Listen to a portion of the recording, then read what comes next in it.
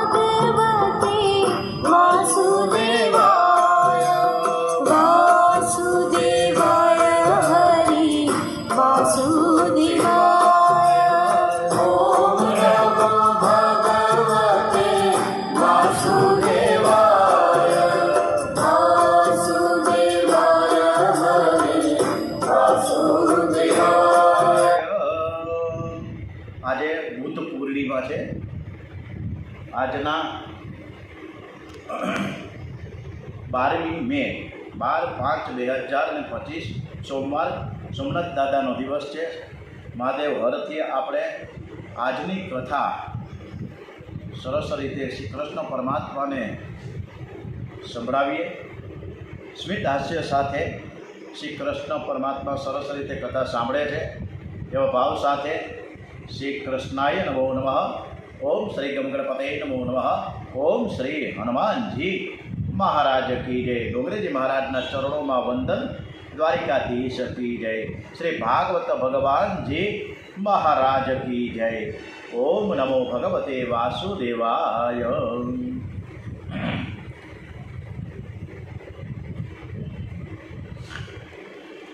Dwarkadhish no जो रथ है એ સરસ રીતે હસ્તિનાપુરના નગરમાં પ્રવેશો અને ત્યારે ભગવાનના દર્શન કરીને સુલભા અને વિદુરજી ખૂબ ખૂબ કૃતાર્થ થયા છે।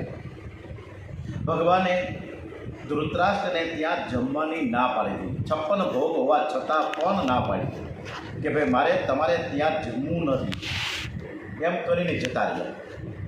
એ કથા આપણે ગઈકાલ સુધી કરી છે। આગળની કથા તરફ આપણે પ્રયાણ કરીએ। શ્રી કૃષ્ણ ભગવાનને કીર્તન અને ભક્તિ અતિશય પ્રિય છે। સુરદાસજી ભજન કરે ને ત્યારે કનીઓ કાનુડો આવીને ત્યાં સામે બેસી જાય અને પાછો સુરદાસજીને તંબુરો આપે કે તમે કૃષ્ણ કીર્તન જે કરો છો મને બહુ સાંભળવાની મજા આવે છે। નાહમ વસામી વૈકુંઠે યોગી નામ હૃદય ન ચ મદ ભક્ત્યામ યત્ર ગાયંતી તત્ર તિષ્ઠામિ નારદ। ભગવાન કહે છે કે હે નારદ, ન તો હું વૈકુંઠમાં રહું છું કે ન તો યોગીઓના હૃદયમાં રહું છું, હું તો ક્યાં રહું છું એ તમને નારદ ખબર છે કે મારા ભક્તો જે પ્રેમમાં વ્યાકુળ બનીને મારું કૃષ્ણ કીર્તન કરતા હોય ત્યાં હું રહું છું। કૃષ્ણ કીર્તન કરતા હોય તો જ્યારે ભગવાનને ખૂબ સરસ મજાનું કીર્તન ખૂબ ગમે છે। આ વિદુરજીને સુલભાને પણ ખબર છે કે કૃષ્ણ કનૈયાને દ્વારિકાધીશને હું કીર્તન કરું ધૂન કરું તો બહુ એને આનંદ આવે છે। એટલે એ ભગવાનનું ઝૂંપડી બંધ કરીને લોક મારીને એ કીર્તન કરી રહ્યા છે, પણ એને ખબર નથી કે જે કીર્તન કરી રહ્યા છે એ સામે જ ઊભા છે, એ સામે જ ઊભા છે। અને એમ છતાં પણ આ બધી જ વસ્તુની કોઈ પણ બાબતની જાણ કૃષ્ણ કન્યાએ પડવા નહોતી દીધી કે હું વિદુરજી તમારે ત્યાં આવી રહ્યો છું। અને કૃષ્ણ કીર્તનમાં મગ્ન છે વિદુરજીને સુનવા। અને હમણાં જ ડોંગરેજી મહારાજે એવું કીધું કે હું જ્યાં કીર્તન થયા કરે ને ત્યાં મારો વાસ છે। તો આપણે પણ સરસ મજાનું વિદુરજી અને સુલભાની સાથે કીર્તન કરીએ। જય રાધા માધવ જય કુંજ વિહારી જય રાધા માધવ જય કુંજ વિહારી જય રાધા માધવ જય કુંજ વિહારી જય રાધા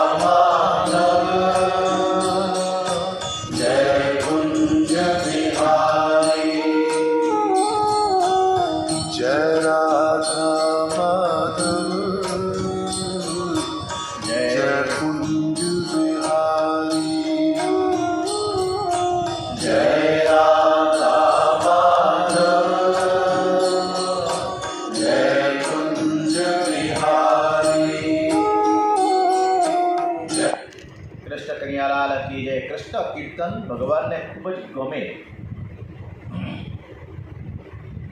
આ બાજુ વિદુરજી અને સુલભાજી ઝૂંપડી બંધ કરીને કૃષ્ણ કીર્તન કરી રહ્યા હતા. ત્યારે કૃષ્ણ ભગવાન બહાર ઊભા છે. મનુષ્યનું જીવન પવિત્ર બનશે તો ભગવાન વિના આમંત્રણે એમના ઘરે આવશે. વિદુરજીને ત્યાં ભગવાન આજ વિના આમંત્રણે પધાર્યા છે. શ્રી કૃષ્ણ ભગવાને ઝૂંપડીનો દરવાજો ખખડાવ્યો કે કાકા હું આવ્યો છું. કીર્તન કરીએ તો એવું કરીએ કે પ્રભુ તમારા ઘરનો દરવાજો ખખડાવે. વિદુરજી ખુશ થતાં બોલ્યા કે દેવી દ્વારિકા નાથ આવ્યા હોય એવું મને તો લાગે છે. જ્યાં દરવાજો ઉઘાડે છે ત્યાં શંખ ચક્ર ગદા અને પદ્મધારી ચતુર્ભુજ નારાયણના દર્શન થયા છે. અતિ આનંદ થયો. મારા ઘેર ભગવાન પધાર્યા છે. પાપડો હાલતી નથી. નજર એકી ટસે રાખી છે.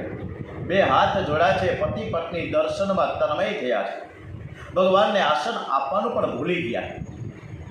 પ્રભુએ જાતે ખૂણામાં પડેલું દર્ભનું આસન ઉપાડ્યું અને ધીમેથી પાથરીને બેસી ગયા. વિદુરજીને પણ હાથ પકડીને બેસાડ્યા છે. ઈશ્વર જેને માન આપે છે ને તેનું માન ટકે છે. શ્રી કૃષ્ણ કહે કે કાકા હું ભૂખ્યો છું. મને બહુ જ ભૂખ લાગી છે. મને તમે કંઈક ખાવાનું આપો. ભક્તિમાં એવી શક્તિ રહેલી છે કે નિષ્કામ ભગવાનને તે સકામ બનાવે છે. ભગવાન તૃપ્ત છે, તેમને ભૂખ લાગતી નથી. પણ ભક્તને માટે ભગવાનને ખાવાની ઈચ્છા થાય. ભગવાન આજે માંગીને ખાય છે. ભગવાન પ્રેમના ભૂખ્યા છે, તેથી પ્રેમ જ્ઞાનથી શ્રેષ્ઠ છે. પ્રેમમાં એવી શક્તિ છે કે તે જળને પણ ચેતન બનાવી દે. વિદુરજી પૂછે છે કે તમે દુર્યોધનને તો ગયા હતા, તમને ધૃતરાષ્ટ્રને જમાડ્યા નથી? તમે તો ત્યાં જમીને જ આવ્યા હો ને? ત્યારે શ્રી કૃષ્ણ ભગવાન કહે છે કે કાકા જેના ઘરનું તમે નથી ખાતા એના ઘરનું કેવી રીતે ખાવ? પતિ પત્ની વિચારમાં પડ્યા છે કે ભગવાનનું સ્વાગત તમે કઈ રીતે કરી. તેઓ તપસ્વી હતા, કેવળ ભાજી ખાઈને રહેતા હતા. વિદુરજીને સંકોચ થાય છે. હું મારી ભાજી ભગવાનને કેવી રીતે અર્પણ કરી શકું? એ મધુમંગલે પણ જ્યારે ખાટી છાશ લઈને આવ્યો એને દેવા નહોતો માંગતો. મારે ખાટી છાશ કેમ આપવું? મારો કાનુડો છે ને એ બીમાર પડી જાય, ખાટી છાશ પીએ તો તાવ આવી જશે. મારે કેવી રીતે આપવું? તો ઓલી બાજુ સુદામા એક મુઠ્ઠીભર ચોખા પૌવા લઈને આવ્યા હતા. મારે આટલા પૌવા લઈને મારે શું આપવું એને? આ પૌવા એને ન ભાવે, મારાથી ન અપાય. એમ કરીને બગલમાં દબાવી રાખી પોટલી. પરંતુ ભગવાન તો પ્રેમના ભૂખ્યા છે, ચટીને લઈ ગઈએ. પતિ પત્ની વિચારમાં પડ્યા છે કે ભગવાનનું સ્વાગત કેવી રીતે કરવું. કાંઈ સૂઝતું નથી. વિચાર કર્યો કે આને ભાજી કેવી રીતે મારે આપવી. ભાજી થોડી ખવડાવાય ભગવાનને.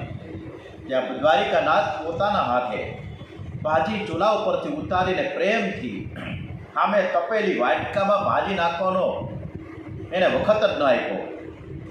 સીધા જ તપેલીમાંથી આરોગવા લાગ્યા છે ભાજી. ઘણા દિવસનો ભૂખ્યો જેમ ખાય એવી રીતે ભગવાન ખાવા લાગ્યા છે. પરમાત્મા આનંદમય છે, એમને કોઈ વસ્તુની ભૂખ લાગતી જ નથી.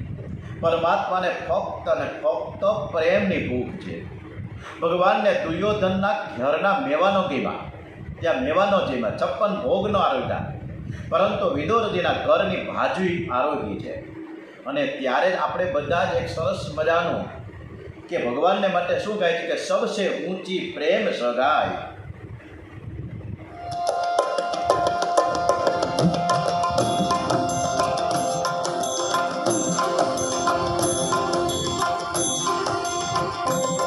सबसे ऊंची प्रेम सगाई, सबसे ऊंची प्रेम सगाई,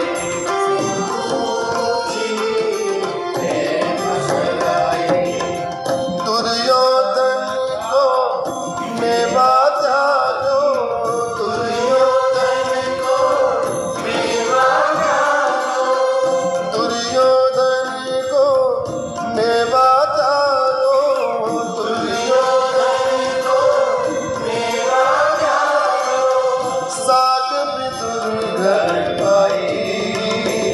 सबसे ऊंची प्रेम सगाई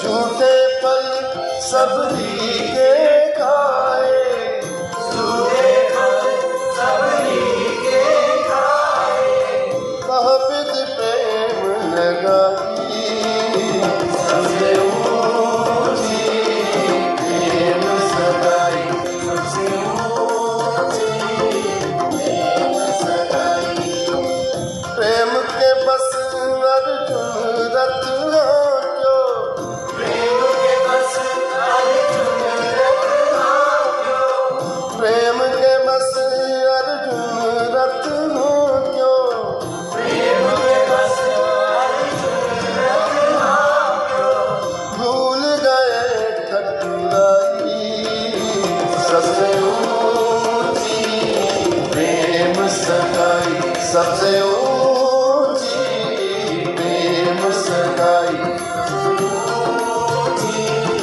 प्रेम सगाई सबसे ऊंची प्रेम सगाई ऐसी प्रीत बड़ी वृंदावन ऐसी प्रीत बड़ी वृंदावन ऐसी प्रीत बड़ी वृंदावन ऐसी प्रीत बड़ी वृंदावन हे गोपिन नाच नचाई सबसे ऊंची प्रेम सगाई सबसे ऊंची प्रेम सगाई सबसे ऊंची प्रेम सगाई પરમાત્માની सूद સાથે क्रूर इस लायक नहीं પરમાત્માની સાથે એવો આપણે પ્રેમ કરીએ, એવો સરસ મજાનો પ્રેમ કરીએ કે પાપ છોડીને પાછી એવી ભક્તિ કરીએ, એવું પવિત્ર જીવન જીવીએ કે પરમાત્માને તમારા ઘરનું આરોગવાની ઈચ્છા થાય. જેની ઈચ્છા શુદ્ધ છે તેની ક્રિયા પણ શુદ્ધ છે. ઈચ્છા શુદ્ધિ વિના ક્રિયા શુદ્ધિ થતી નથી. વિદુરજીને કૃતાર્થ કરી ભગવાન શ્રી કૃષ્ણ યુધિષ્ઠિરને ત્યાં આવ્યા છે. વિદુરજી વિચાર કરે કે પ્રભુએ કૌરવના ઘરમાં પાણી પણ પીધું નથી, કદાચ હવે શ્રી કૃષ્ણ કૌરવનો વિનાશ જરૂર કરશે. એકવાર ધૃતરાષ્ટ્રને સમજાવો અને જો માની જાય તો સારું છે. કોઈ પણ જીવનો સંગ ભક્તિમાં વિઘ્ન કરે છે અને જો આ ભક્તિમાં વિઘ્ન કરનાર કોઈ પણ હોય તો એનો સંગ છોડી દેવો, પણ તે જીવ માટે કુભાવ ન રાખવો. વિદુરજીએ ધૃતરાષ્ટ્રનો ત્યાગ તો કર્યો છે પણ મનમાં સદભાવ રાખ્યો છે. પાપીનો તિરસ્કાર ન કરતા પાપનો તિરસ્કાર કરજો. પાપ ખરાબ છે. કોઈ જીવ ખરાબ હોતો નથી. મનુષ્ય જન્મથી બગડેલો હોતો નથી. મનુષ્ય જન્મથી શુદ્ધ હોય છે. મોટો થયા પછી જેના સંગમાં આવે એવો એ બને. જેના સંગમાં આવશો તેના જેવા તમે થશો. સત્સંગથી જીવન સુધરે છે, કુસંગથી જીવન બગડે છે. બાળક જન્મે છે ત્યારે એના કોઈ વ્યસન હોતું નથી, કોઈ કુટેવ, કોઈ દોષ, કોઈ અભિમાન હોતું નથી. પણ જેમ જેમ મોટો થાય એમ એમ જેના જેના સંગમાં રહેવા લાગે એવો એ થાય છે. આંબાની ફરતા તમે બાવળ વાવશો ને તો આંબો ફળશે નહીં. મન ઉપર સંગની અસર થાય છે. વિલાસીનો સંગ હશે તો મનુષ્ય વિલાસી થશે. વિરક્તના સંગમાં મનુષ્ય વિરક્ત બને છે. જીવનમાં બધું જ બગડે તો બગડવા દેજો, પણ મન બુદ્ધિને બગડવા ન દેતા. તમારા કરતા જ્ઞાનમાં, ભક્તિમાં, વૈરાગ્યમાં, સદાચરણમાં જે આગળ હોય એવા મહાપુરુષોનો આદર્શ દ્રષ્ટિની આગળ રાખજો. રોજ ઈચ્છા કરો, રોજ ઈચ્છા કરો કે ભગવાન શંકરાચાર્ય જેવું જ્ઞાન મને પ્રાપ્ત થાય, મહાપ્રભુજીની જેવી ભક્તિ મને પ્રાપ્ત થાય અને સુખદેવજી જેવો વૈરાગ્ય મને પ્રાપ્ત થાય. એ પ્રકારની ઈચ્છા રાખવી. જીવનમાં આપણે જોકે અવારનવાર એકબીજા નિંદા જ કરતા હોય છે, કથા કૂથલી જ કરીએ, એમાં બધા આવી જાય. કોઈ નિંદા કરતું ન હોય એવું કંઈ બને જ નહીં. સ્વાભાવિકપણે જ નિંદા થઈ જાય છે. એમાં ઘર પરિવારમાં તો વારંવાર નિંદાઓ થાય. દેરાણી જેઠાણીની કરે, જેઠાણી દેરાણીની થાય. સાસુ વહુની કરે તો વહુ સાસુની કરે. હું જાણે ક્યાંથી આવ્યું છે હે, પણ નિંદા ક્યાંય કોઈના જીવનમાંથી જતી જ નથી. પણ જીવનમાં ડોંગરેજી મહારાજ કહે છે કે જીવનમાં કદાચ કોઈ તમારી નિંદા કરે તો તમે નિંદા શાંતિથી સહન કરજો. નિંદા કરનાર ઉપર ગુસ્સે ન થતા. રામાયણમાં રાવણે વિભીષણનું અને ભાગવતમાં દુર્યોધને વિદુરજીનું અપમાન કર્યું. સંતોનું અપમાન થવાથી જ તેમનો નાશ થયેલો. વિભીષણના જવાબથી રાવણનો અને વિદુરજીના જવાબથી કૌરવનો નાશ થયો હતો. ભારતમાં અયોધ્યા, કાશી, વૃંદાવન, પ્રયાગ, ચિત્રકૂટ, પુષ્કર, જગન્નાથપુરી, દ્વારિકા, રામેશ્વર, અમરનાથ, બદ્રિકાશ્રમ આદિ અનેક તીર્થક્ષેત્રો આવેલા છે. કાશી છે ને એ જ્ઞાન ભૂમિ છે, અને અયોધ્યા છે વૈરાગ્ય ભૂમિ છે, અને વૃંદાવન તો પ્રેમ ભૂમિ, નર્મદા કિનારો તપોભૂમિ છે, અને પ્રયાગ છે હમણાં જ આપણે મોટો મહાકુંભ થયો હતો. મહાકુંભ એ પ્રયાગરાજ એ તીર્થોનો પણ રાજા છે. વિદુર જે તીર્થ યાત્રા કરવા નીકળી ગયા છે, યાત્રા કેવી રીતે કરવી એ વિદુરજીએ સરસ રીતે બતાવ્યું છે. એવો પૃથ્વી ઉપર અવધૂત વેશે ફરતા હતા, જેથી સગા સંબંધીઓ તેને ઓળખી ન શકે. તેઓ શરીરને જરા પણ શણગારતા ન હતા. તેઓ થોડું અને પવિત્ર જીવન ગાળતા, પવિત્ર ભોજન કરતા, શુદ્ધ વૃત્તિથી જીવન નિર્વાહ કરતા, પ્રત્યેક તીર્થમાં સ્નાન કરતા. વિદુરજી એક પછી એક તીર્થભૂમિમાં રહીને દર્શન કરી સાધુ સંતોની સેવા કરી રહ્યા છે. વિદુરજી યાત્રા કરતા કરતા યમુનાના કિનારે વૃંદાવનમાં આવ્યા છે. કનૈયો વ્રજમાં ખુલ્લા પગે ફરે છે. યશોદાજી સમજાવે કે વનમાં કાંટા ને કાંકડા વાગશે, તું પગમાં જોડા પહેર. કનૈયો કહે કે માં, મારી ગાયો ઉઘાડા પગે ફરે તો હું પગમાં જોડા કેમ પહેરું? હું તમારા ઘેર ગાયોની સેવા કરવા તો આવ્યો છું. તેઓ 5 વર્ષના હતા ત્યારથી એવો નિયમ કે ગાયોને ખવડાવ્યા વગર ખાતા નથી. કનૈયો વ્રજમાં ઉઘાડા પગે ફરે છે, તેથી વ્રજ રજ અતિ પાવન છે. વિદુરજી રમણ રેતીમાં આરોટે છે. રમણ રેતીમાં ગોપીઓની ચરણ રજ પડેલી યમુના કિનારે લૌકિક વાતો કરવી એ પાપ છે. ત્યાં તો શ્રી કૃષ્ણને જ યાદ કરાય, એ સિવાય બીજા કોઈને યાદ ન કરાય. વિદુરજી શ્રી કૃષ્ણ લીલાનું ચિંતન કરે છે. આ કદમનું ઝાડ છે, કદમના વૃક્ષમાં શ્રી કૃષ્ણ બિરાજમાન છે. એ વહાલી ગાયોને બોલાવે છે. ગાયોની વચ્ચે શ્રી કૃષ્ણ ઊભા છે. એવામાં ગોપાળનું ધ્યાન કરે. ગાયોની વચ્ચે બિરાજેલા શ્રી કૃષ્ણનું ધ્યાન કરવાથી જલ્દીથી તન્મયતા આવે છે. ગાયો દોડતી દોડતી આવીને શ્રી કૃષ્ણને ચાટવા લાગે છે. કનૈયો વાંસળી વગાડે છે, ગોવાળ મિત્રો સાથે રમે છે. આ વિદુરજીને ચિંતન દ્વારા એક એક લીલાનો પ્રત્યક્ષ સાક્ષાત્કાર થયો છે. વિદુરજી વિચાર કરે. વિદુરજી કેવો વિચાર કરે છે? આપણે આવો વિચાર જ ન આવે આપણે. પણ આ બધા ઉચ્ચ કક્ષાના સંતો છે કે મારા કરતાં આ પશુઓ મહાન છે, કે તે પરમાત્માને મળવા આતુર થઈને દોડે છે. ગાયો કૃષ્ણ મિલન માટે આતુર થઈને દોડે છે. ધિકાર છે મને, હજુ મને કૃષ્ણ મિલન માટે તીવ્ર ઈચ્છા કેમ નથી થતી? પથ્થરની જેમ બેસી રહ્યો છું, આંખો ભીની થઈ ગઈ. એવો પ્રસંગ ક્યારે આવશે કે હું પણ ગાયોની માફક કૃષ્ણ મિલનને માટે દોડીશ? વિદુરજી કૃષ્ણ લીલાઓનું ચિંતન કરતા કરતા શ્રી કૃષ્ણ પ્રેમમાં પાગલ બન્યા છે. એ કૃષ્ણ પ્રેમમાં તન્મય થયા છે. જગતને ભૂલી પ્રભુ પ્રેમમાં તન્મય થાઓ. જ્યારે વિરહ અતિશય તીવ્ર બને છે ને, ત્યારે પરમાત્મા બને છે. પરમાત્મા મળી જ જાય. એક વખત પ્રભુ જ્યારે પ્રભાસમાં હતા ને, ત્યારે ઉદ્ધવને જ્ઞાનનો ઉપદેશ કર્યો છે, ભાગવત ધર્મનો ઉપદેશ કર્યો. અને ઉદ્ધવજીને કીધું કે હવે તું તારા રસ્તે જા, હું મારા રસ્તે જાઉં. તો કે મારે ક્યાં રસ્તે જવાનું? ઉદ્ધવ પૂછે છે. ઉદ્ધવને કહે છે કૃષ્ણ કનૈયા કે તમારે જવાનું છે બદ્રિકાશ્રમ, તમે બદ્રીનાથ જાઓ. ઉદ્ધવ કહે તો તમે કઈ બાજુ જવાના છો? તો હું તો પ્રભાસ ક્ષેત્રે સોમનાથ તરફ જાઉં છું. અરે ભાઈ, તમે જ્યાં જાઓ છો ત્યાં મને તમે સાથે લઈ જાઓ ને. મને એકલાને બીક લાગે. હું તમારી સાથે આવું અથવા તો તમે મારી સાથે આવો. જીવ પરમાત્માને સાથે રાખે તો તેને બીક ન લાગે. ત્યારે શ્રી કૃષ્ણ કહે છે કે હે ઉદ્ધવ, હું ક્ષેત્રજ્ઞ રૂપે તારી સાથે જ છું અને હું તારામાં જ રહેલો છું અને તું મારું સ્મરણ કરીશ એ જ વખતે હું હાજર થઈ જઈશ. પરંતુ એકલા તો તારે જ જવાનું છે. આ જીવનમાં આપણે જ્યારે જન્મ હોય ને ત્યારે આપણે એકલા જ આવીએ છીએ અને જ્યારે મૃત્યુ થાય ત્યારે પણ આપણે એકલા જ જવાનું છે. એટલે શ્રી કૃષ્ણ ભગવાન ઉદ્ધવજીને સંદેશો આપે છે. શું આપે છે? આજ આયા મનવા એકલા જવાના, સાથી વિના સંગી વિના એકલા જવાના, એકલા જવાના, એકલા જવાના, એકલા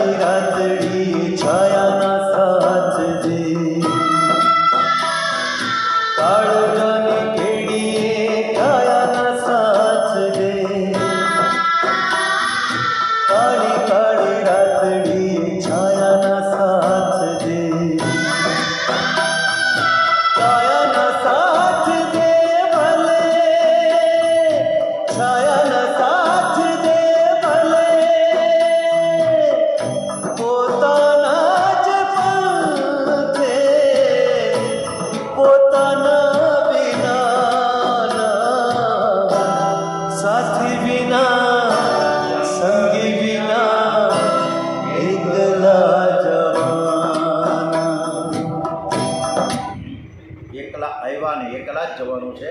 કોઈ સાથે આવી શકે જ નહીં. નાનકડી મૃત્યુ થાય ત્યારે ખાલી વીંટી આપણે પહેરી હોય ને એ વીંટીએ કાઢી નાખે.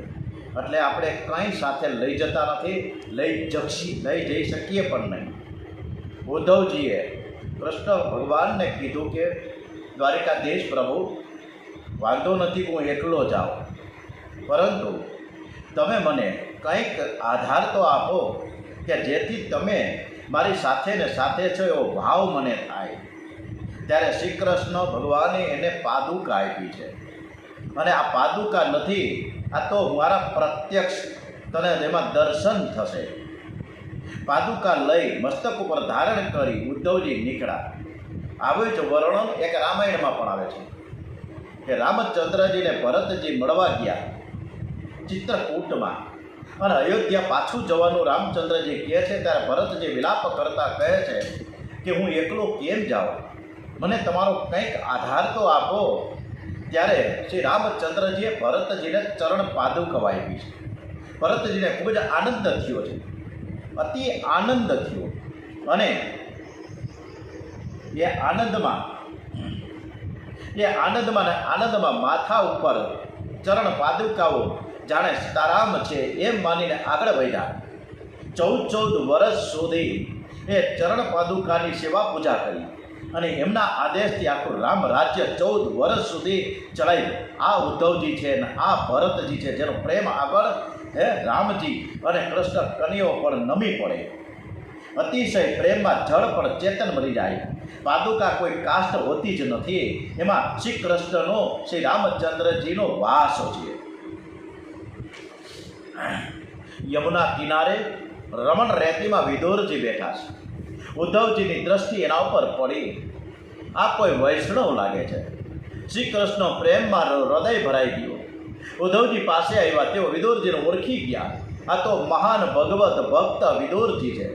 ઉદ્ધવજી વંદન કરે છે અને એ જ સમયે વિદુરજીની આંખો ઉગાડી. વિદુરજી આંખો ઉગાડીને બોલ્યા, અરે તમે મને વંદન કરો તે યોગ્ય નથી. વિદુરજી ઉદ્ધવજીને વંદન કરે છે. સંતોનું મિલન કેવું હોય છે, એવું સરસ મજાનું મિલન ડોંગરીજી મહારાજે બતાવ્યું છે કે 4 મિલે 64 ખીલે, 4 મિલે તો 64 ખીલે और 20 રહે કર જોર, હરિજન સે હરિજન મિલે તો હશે 7 કરોડ.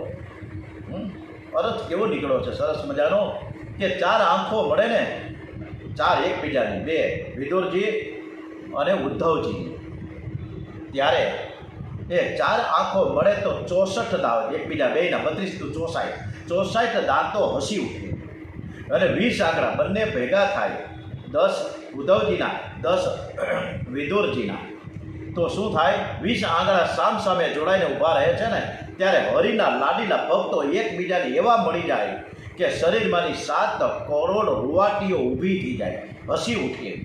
વિદુરજી અને ઉદ્ધવ વચ્ચે સત્સંગ સરસ મજાનો થયો છે. સંતોના મિલનમાં કેવળ ભગવાનની જ વાતો થાય છે, તેઓ કોઈ લૌકિક વાત કરતા જ નથી. ભગવાન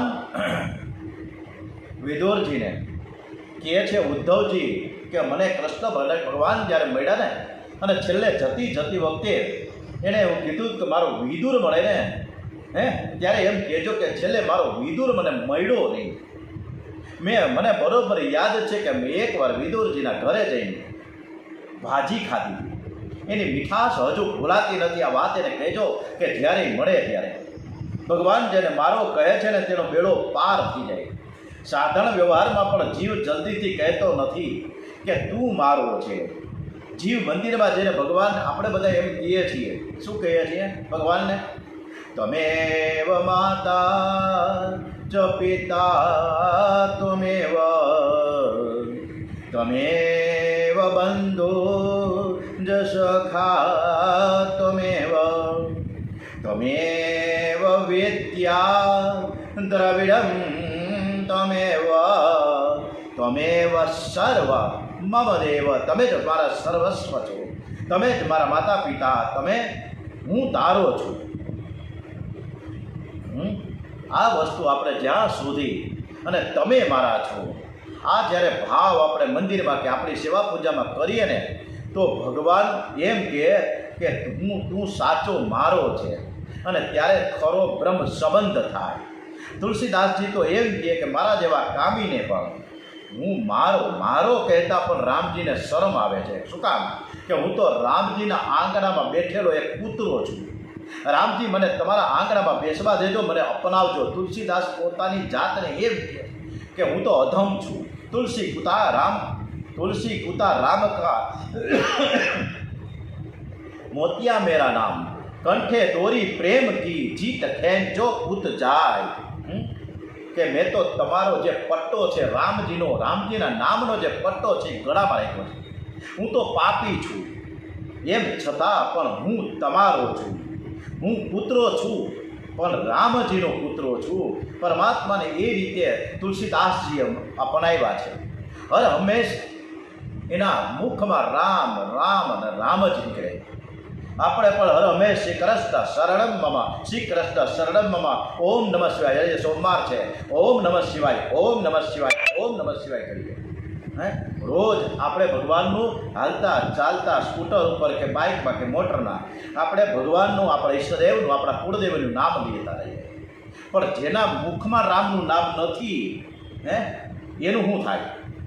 તો એના માટે સરસ મજાની અમારી એક બહેને સરસ મજાનું ગાયું છે, આપણે સાંભળીએ. રામનું નામ નથી તેનો મનુષ્ય તળો અવતાર નથી, તેનો મનુષ્ય તળો અવતાર નથી. જેને હર કીર્તનમાં પ્રેમ નથી, જેને હર કીર્તનમાં પ્રેમ નથી, જેને હર કીર્તનમાં પ્રેમ નથી, જેને હર કીર્તનમાં પ્રેમ નથી. તેને શ્રી હરિ કેરી રહેમ નથી. તેને શ્રી હરિ કેરી રહેમ નથી. જેના મુખ જેના મુખમાં રામનું નામ નથી, તો આપણે ભગવાનનું સતત અને સતત સ્મરણ કરતા રહીએ. મૈત્રી ઋષિ વિદર્જનું, હવે મૈત્રી ઋષિ અને વિદર્જીનું મિલન થાય છે. એ કથા તરફ આપણે ખૂબ સરસ મજાની આગળ વધીએ છીએ. મૈત્રી ઋષિ વિદર્જીનું સ્વાગત કરે છે, બેસવા માટે આસન આપે છે. પછી કહે, તમે ભલે મને તમે સાષ્ટાંગ વંદન કરો, હું તમને ઓળખું છું. તમે તો મહાન પુરુષ છો, તમે યમરાજાના અવતાર છો. વિદુરજી છે યમરાજાના અવતાર છે, મૈત્રી ઋષિને કહે છે. માંડવ્ય ઋષિના શ્રાપથી તમારો દાસી પુત્ર તરીકે શૂદ્રને ઘેર જન્મ થયો. એ તો યમરાજાની થોડી ભૂલ થઈ એટલે માંડવ્ય ઋષિએ તમને શ્રાપ આપ્યો છે, અને એ હું તમને ઓળખું છું. તમે સામાન્ય માણસ નથી, તમે સામાન્ય વિદુર નથી, તમે તો યમરાજાના અવતાર છો. કોઈ પણ પાપ, કોઈ પણ ખોટું કામ જાણતા અજાણતા કરવામાં આવે તો એની સજા ભોગવવી જ પડે છે. પહેલાં આપણે ખબર છે કે ચિત્રગુપ્ત પાસે એક સરસ મજાનો મોટો બધો ચોપડો રાખે, હિસાબનો ચોપડો. એમાં આપણા બધાના નામ હોય એક એક પેજ ઉપર, અને એમાં આપણા પુણ્ય અને પાપ એ ચિત્રગુપ્ત લખે અને ચોપડો ખોલે. જ્યારે મૃત્યુ થાય ઉપર પહોંચે જીવ ત્યારે, અને પછી યથા યોગ્ય એને એના કર્મના ફળ આપવામાં આવે. અને એવું લાગે તો આવતા જન્મ એ પાપની સજા ભોગવવા માટે એ જીવને મોકલે. પણ અત્યારે તો હવે ચિત્રગુપ્ત પાસે પણ એ મોટો ચોપડો બંધ કરી દીધો. અત્યારે તો ડિજિટલ યુગ આવી ગયો છે. હવે એણે પણ લેપટોપ વસાવી દીધું છે. ફટાફટ લેપટોપમાં એવું નાખી દે કે તમે શું કર્યું છે તરત જ ઓન ધી સ્પોટ લેપટોપમાં કેમ મોબાઈલમાં મળે એવી રીતના. એટલે હવે એ આવતા જન્મ હું કામ આ જન્મમાં જ તમને સજા કરી નાખે છે. રાહ જ નથી જોતા, કારણ કે લેપટોપ એની પાસે તરત જ ખબર પડી જાય. એટલે જાણતા ને અજાણતા જે કાંઈ આપણાથી પાપ થાય એની સજા આપણે આ જન્મારામાં જ ભોગવવી પડે છે. આવતા જન્મની વાત જ નથી રહેતું. ભગવાન પુણ્ય લઈ લે છે, પણ પાપ ક્યારે? આપણે કંઈ ખોટું કામ કરીને ભગવાન પાસે મંદિરમાં જઈને કે આટલું બધું કામ હું તમને આપી દઉં છું, તમે સ્વીકારી લો, તો એ સ્વીકારે નહીં. પાપ કોઈ દિવસ કૃષ્ણ અર્પણ ન થઈ શકે. પાપ ભોગવીએ જ છૂટકો છે, ભોગવવા વગર પાપનો નાશ થતો નથી. કાયેન વાચા મનસેન્દ્રિયવા બુદ્ધયાત્મનામ પ્રકૃતે સ્વભાવવાતો કરોમિ યદત્યમ સકલમ પરસ્મૈ નારાયણેતિ સમર્પયામિ. કાયા વાચા મનથી જે પુણ્ય કર્યું હોય એ પ્રભુને અર્પણ કરવાનું છે. પુણ્ય સમર્પણ થઈ શકે, પાપ સમર્પણ થઈ શકે નહીં. ભગવાન ક્યારેય પાપ સ્વીકારતા નથી. સંતતિ અને સંપત્તિ જો પ્રારબ્ધમાં હોય તો મળે છે. આ બધું પ્રારબ્ધનું ફળ છે. એ ભગવત કૃપાનું નહીં, પણ ભગવાન જેના ઉપર કૃપા કરે છે, ભગવાન જેના ઉપર કૃપા કરે તેનું મન શુદ્ધ થાય. મન શુદ્ધિ વગર ઈશ્વર દર્શન થતું નથી. ઈશ્વર દર્શન વિના જીવન સફળ થતું નથી. જેણે જન્મ આપ્યો છે તેને ઓળખવાનો પ્રયત્ન કર્યો નહીં. મારા જેવો મૂર્ખ કોણ? ભગવાને આપણને જન્મ આપ્યો છે મનુષ્ય શરીર, નકર કીડી મકોડા ન બનાવી નહીં ખવાય. બોલા વંદા કોરડી આપણે જોવાની પણ ચીતરી ચડે, પણ આપણે સરસ મજાનું આવું શરીર આપ્યું છે, બુદ્ધિ શક્તિ આપી છે, પણ આપણે એ જન્મ આપનાર ઈશ્વરને ઓળખી શકતા નથી. બ્રહ્માજી જમણા અંગમાંથી પુરુષ અને ડાબા અંગમાંથી સ્ત્રી ઉત્પન્ન કરે છે. પુરુષનું નામ છે મનુ અને સ્ત્રીનું નામ છે શત્રુપા. બ્રહ્માજી આ મનુ અને શત્રુપાને આજ્ઞા કરી કે તમે મૈથુન ધર્મથી પ્રજાનું નિર્માણ કરો. અને એ જ સમયે રાક્ષસો આ પૃથ્વીને રસાતળમાં લઈ ગયા હતા. મનુએ કહ્યું કે પ્રજાનું નિર્માણ કરી, પણ હું કોના આધારે રાખવું? આ પ્રજાને રાખવું ક્યાં? પૃથ્વીને તો રાક્ષસો રસાતળમાં લઈ ગયા છે. બ્રહ્માજીને બહુ ચિંતા થઈ, એટલે આદિનારાયણ પરમાત્માનું ધ્યાન કર્યું છે. પરમાત્માનું ધ્યાન કરતાં કરતાં બ્રહ્માજીને એકદમ છીંક આવી અને ત્યાં નાસિકામાંથી અંગુષ્ઠ પરિમાણ ધરાવતા વરાહ નારાયણ ભગવાનનું પ્રાગટ્ય થયું છે. ધીરે ધીરે ગઈકાલે નરસિંહ જયંતિ હતી. નરસિંહ ભગવાનનું પ્રાગટ્ય વૈશાખ સુદ 14ના દિવસે થયું. નરસિંહ ભગવાન થાંભલામાંથી પ્રગટ્યા હતા એક ભક્તની રક્ષા કાજ માટે. ગઈકાલે નરસિંહ જયંતિ અને આજે બુદ્ધ પૂર્ણિમા છે. ધીરે ધીરે વરાહ નારાયણે પોતાનું સ્વરૂપ વધારી મોટી ગર્જના કરી.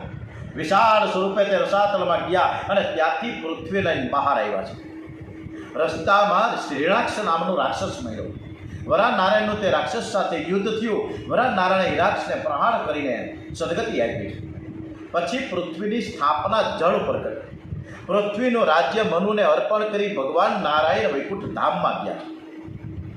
હવે મૈત્રીજી કહે છે કે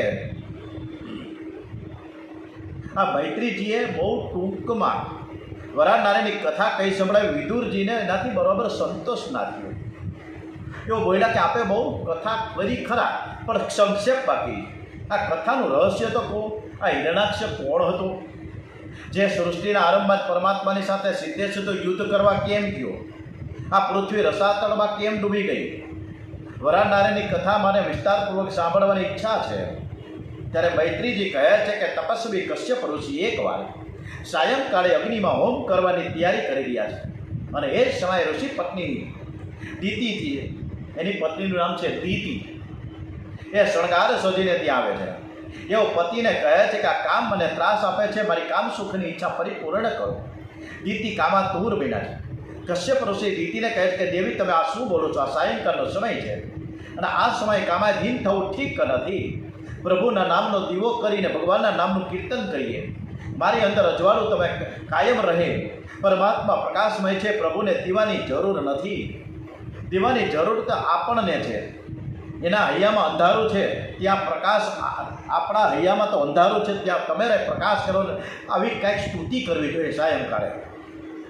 અને ત્યારે સાયંકાળે તમે કામાધીન થયા છો એ બરાબર નથી, વ્યાજબી ન કહેવાય. સાયંકાળે બહાર ફરવા જવું નહીં. સૂર્ય અસ્તમાં જાય ત્યારે ઘરમાં રહેવું. કેટલાક લોકોને એવી કૂટે હોય છે કે સૂર્યાસ્ત થાય ત્યારે ઘરને તાળા મારીને બહાર ભટકવા જાય છે. પરંતુ આ રીતના મનાય છે શાસ્ત્રમાં કે સાયંકાળે સાવધાન થઈને ભક્તિ કરવી જોઈએ. મનને પવિત્ર રાખવા માટે લગ્ન છે. ગૃહસ્થાશ્રમ કામનો વિનાશ કરવા માટે છે. ગૃહસ્થાશ્રમમાં પતિ પત્ની સંયમ રાખે તો સતપુત્રનો જન્મ થાય છે. લોકો એવું સમજે છે કે કાળ બગડ્યો છે, તેથી જ પાપી પુત્ર પેદા થાય છે. પરંતુ કાળ બહુ બગડ્યો નથી, આપણું કાળજું બગડ્યું છે. જીવનમાં સંયમ રહ્યો નથી. આ ડોંગરેજી મહારાજ અદ્ભુત આપણને બોધ આપી રહ્યા છે કે જીવનમાં અત્યારે સંયમ રહ્યો જ નથી. સાદું અને સાત્વિક જીવન આપણે ગાળીએ તો કામ અંદર આવશે જ નહીં. આપણા શાસ્ત્રોમાં તો ત્યાં સુધી લખ્યું છે કે જેનું મન એક સ્ત્રીમાં છે, એક જ પુરુષમાં છે. દેવ બ્રાહ્મણ અગ્નિની સાક્ષીમાં જે પુરુષ સાથે, જે સ્ત્રી સાથે લગ્ન થયા હોય તે એક જ સ્ત્રીમાં, એક જ પુરુષમાં જે કામભાવ રાખે છે ને તે ગ્રસ્ત હોવા છતાં પણ સંન્યાસી છે. કશ્યપ ઋષિ દીતિને સમજાવે છે કે આ સમય પવિત્ર નથી. સાયંકાળે પ્રદોષ કાળ છે. પ્રદોષ કાળ કહેવામાં આવે છે. સાયંકાળ છે પ્રદોષ કાળ કહેવાય. આ સમયે તમારા પેટમાં ગર્ભ રહેશે તો કોઈ રાક્ષસ આવશે. સાયંકાળે ભગવાન શંકરની પૂજા થાય છે. સાયંકાળે સ્ત્રી સંગ કરવાથી શંકરનું અપમાન થાય, તેથી અનર્થ થાય. સાયંકાળે દેવ ઋષિઓ શિવજીની પૂજા કરે છે. બ્રહ્માદી દેવો પણ શિવજીની મર્યાદાનો ભંગ કરતા નથી. શિવજી એમાં આજે તો સોમવાર છે અને દેવાથી દેવ મહાદેવ પ્રથમ જ્યોતિર્લિંગ આપણા સૌરાષ્ટ્રમાં એવા સોમનાથ દાદાને નમસ્કાર કરીએ. ભગવાન શિવજી સોમનાથ દાદા શ્રીઅંગમાં ભસ્મ ધારણ કરીને સંસારમાં ભ્રમણ કરે છે અને કહે છે કે તું ધીરજ રાખ. ભસ્માંતમ શરીરમ, આ શરીર છે એ ભસ્મ જેવું છે. આપણને બધાનો ઉપદેશ આપે છે મહાદેવ. શિવજી હર હંમેશ ભસ્મ ધારીને ભસ્મ ધારણ કરે છે, સ્મશાનમાં જ રહે છે. શિવજી કહે છે કે હું જગતને વૈરાગ્યનો બોધ આપું છું. શરીર રાજાનું હોય કે રંકનું એને બહુ લાડ ન કરતા. આ શરીરમાં પ્રાણ છે ત્યાં સુધી જ આ શરીરની કિંમત છે. પ્રાણ નીકળ્યા પછી આ શરીરને કોઈ ઘરમાં 2-5 કલાક પછી કોઈ રાખતું જ નથી. બહુ વધુ વધીને 5 કલાક, અને બહુ કદાચ હોય તો બરફના બધી પેટી બનાવીને ફર્સ્ટ ક્લાસ સ્ટ્રોંગ રૂમમાં મૂકી દઈએ તો 2 દિવસ 3 દિવસ, પણ પછી સ્મશાન ભેગા જ થાય. ભગવાન શંકર સ્મશાનમાં બિરાજમાન છે. સ્મશાન એક જ્ઞાન ભૂમિ છે. તમારે જ્ઞાની થવું હોય તો સ્મશાનમાં રહેવાની જરૂર નથી, પણ દિવસમાં 2 થી 3 વખત સ્મશાનને યાદ કરવાની જરૂર છે કે આ શરીર છે ને એક વખત પડી જ જવાનું છે. ક્યારે ટપકી જાય, ક્યારે પરપટો ફૂટી જાય કંઈ નક્કી નથી. શરીરને આપણે જે બહુ પંપાળીએ છીએ તે શરીર એક દિવસ બધાએ છોડવું જ પડે, કોઈનું કાંઈ હાલું નહીં. હે, આ શરીરમાં મળમૂત્ર, રુધિર, માંસના હાડકાં છે, આ બધું જ ચામડીથી ઢંકાયેલું છે. અને જો આ ચામડી ખસી જાય અને અંદરનો જ્યારે મસાલો બહાર નીકળી જાય એવી ઘૃણા થાય, આપણે જોવું ન ગમે. જ્યારે કોઈ માણસને અચાનક આગમાં લપેટાઈ જાય અને બળી જાય ત્યારે એની ચામડી કેવી હોય તમે જોઈ ન શકીએ. ટ્રેનના પાટામાં કોઈ કપાઈ જાય પછી જે હાથ પગ નોખા થાય ને જે માંસના લોચા નીકળે જોઈ ન શકે. આ શરીર આપણું છે. આ શરીર, આ બધું જ આપણું આ જે શરીર છે, આપણે જેને પંપાળીએ, શણગાર કરીએ, એ કાચી માટીનું આપણું કોળિયું છે.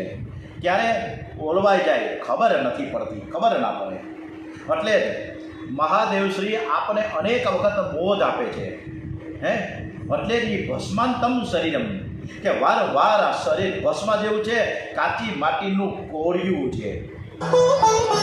કાચી રે માટીનું કોળિયું કાયા, જબકીને બુજાવાનું રે,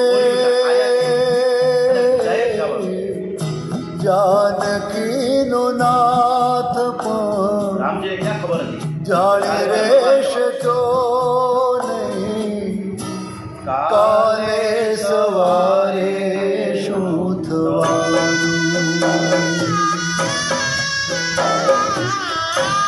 કાચી રે માટીનું કોળિયું કાયા, જબકીને બુજાવાનું રે, જાનકીનું નાથ પણ જાણી શક્યો નહીં, કાલે સવારે શું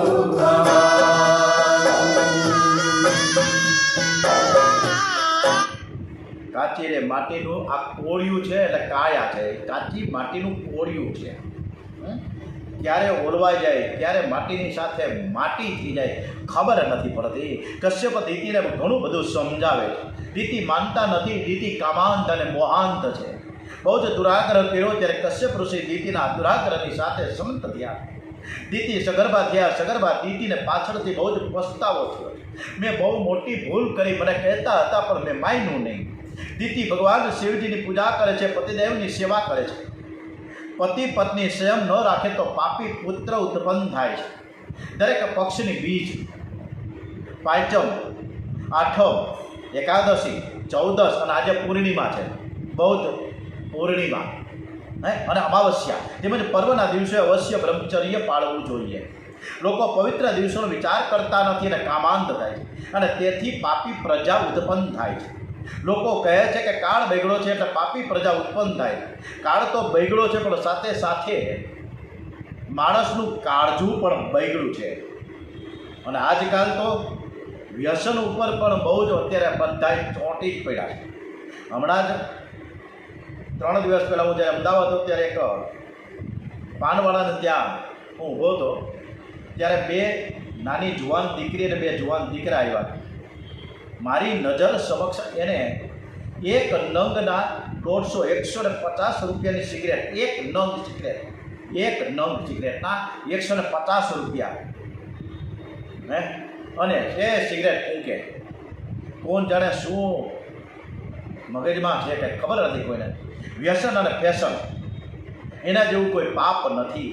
વ્યસન ઉપર વિજય મેળવી શકે ને એ જ ભક્તિ કરી શકે. આજકાલ આપણે ફેશન અને વ્યસન એટલા બધા વધી ગયા, બહુ જ.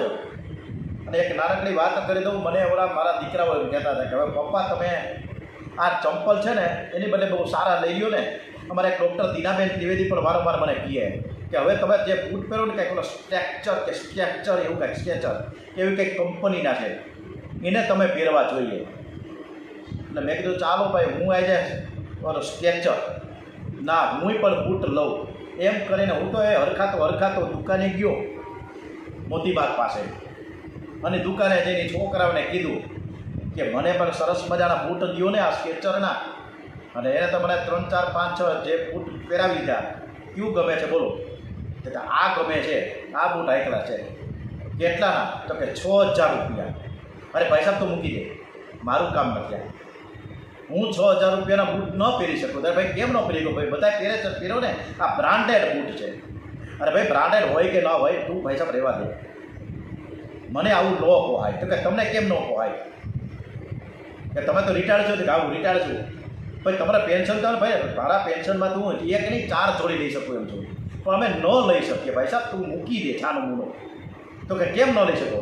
અમે પૈસો કેમ પેદા થાય ને અમે જોયો છે. એ સંઘર્ષ કેવી રીતે કર્યો છે. એક નાની તપેલી, એક સાણસી, એક તવીઠો કેવી રીતે બજારમાંથી લઈને અમે આ રસોડું ઊભું કર્યું છે, ઘર ઊભું કર્યું છે, અમને ખબર છે. આવી રીતે અમે પૈસા ન વેઠવી શકીએ. હે આપણે અહીંથી અહીં અમે રાજકોટ જઈને 25 રૂપિયાની લોકલ ટ્રેનમાં બેસીને 25 રૂપિયામાં રાજકોટ પહોંચી જાય. પણ અત્યારના જુવાનિયા તો પૂરી ઠાર ને કોંડળે કેવી પ્રકારની ગાડીઓ છે ખબર નથી પડતી. અને અહીંથી 2,500 થી 3,000 રૂપિયા આવક જાવકના પેટ્રોલના થાય. અને આપણે 25 રૂપિયા પાછા આવી દઈએ. બહુ મસ્ત મસ્ત જીવન છે આપણું, પણ આપણે આવું બધું ન કરી શકીએ. વ્યસન અને ફેશન આપણો સમય અને સંપત્તિનો મહાવ્યય થાય છે. વ્યસનમાં પાગલ થયેલો મનુષ્ય ભગવાનની સેવા ન કરી શકે. જેને ઈશ્વરનું આરાધન કરવું છે તેને લૌકિક વ્યસન રાખવું ન જોઈએ. કૃષ્ણ ભક્તિ સિવાય બીજું કોઈ પણ વ્યસન હોવું ન જોઈએ. વિદ્યા વ્યસનમ અથવા હરિયાદ સેવનમ વ્યસનમ. આપણે પણ બધા જ અત્યારે કૃષ્ણ ભક્તિમાં તલીન છીએ. એટલે આ જ આપણું વ્યસન છે કે સવારે 8 વાગે ટકોરો પડે ઘડિયાળના, અને 8 વાગે આપણી કથા ચાલુ થાય. અને આપણે બધા જ અહીંયા સામે 2 મોબાઈલથી ચાલુ છે. એક મોબાઈલમાં બીજા પરીક્ષિતશ્રીઓ લાઈવ સાંભળે, અને બીજા જે સામે મોબાઈલ છે એમાં લાઈવ શૂટિંગ થાય અને યુટ્યુબ દ્વારા તમારા મારફત હોય. મેં ક્યારેય તમને અત્યાર સુધી એવું નથી કીધું કે મને તમે સબસ્ક્રાઈબ કરો. હું કહેવાય સબસ્ક્રાઈબ મને ખબર નથી, મને લાઈક કરો એવું નથી કીધું. કાંઈ જરૂર નથી. બસ કૃષ્ણ કથા તમે કરો. સબસ્ક્રાઈબ જ કરવું છે તમારે. જો સબસ્ક્રાઈબ જ કરવું છે તો તમે તમારા મા બાપને કરો, તમે તમારા ઈષ્ટદેવને કૃષ્ણને કરો, તમારા કુળદેવીને કરો છો, જેના થકી આપણે ઉજળા છે એને સબસ્ક્રાઈબ કરો, એને લાઈક કરો. મહેશ જોશીને લાઈક કરવાની કોઈ જરૂર નથી, સબસ્ક્રાઈબ કરવાની જરૂર નથી. બસ કૃષ્ણ કથા સાંભળવા માટે હું તમને ખારે વિનંતી કરું છું કે રોજ આપણી આ કથા તમે સાંભળો અને બીજાને સંભળાવો. એવા ભાવ સાથે આજની કથાનું હું સમાપન કરું છું. આવતીકાલથી ફરીથી આપણે સવારે 8 વાગ્યાથી પાછા જોઈન્ટ થશો. હિરણાક્ષ કેવી રીતે આવે છે, હિરણ્યકશિપુ કેવી રીતે જાય છે, શું કરી રહ્યો છે, એ કથા ઉપર આગળ વધીએ. ઓમ શ્રી કૃષ્ણ કનૈયાલાલ કે જય. ઓમ નમો ભગવતે વાસુદેવાય. એક પણ નાનકડી ધૂન કરીએ.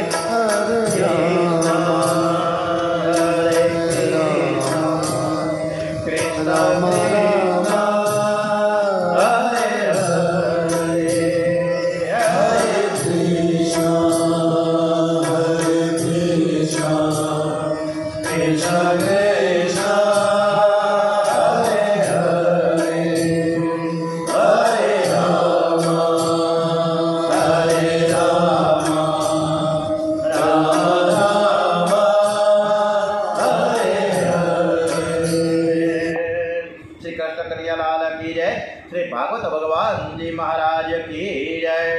આપણે દ્વારિકાધીશની આરતી કરીએ અને પછી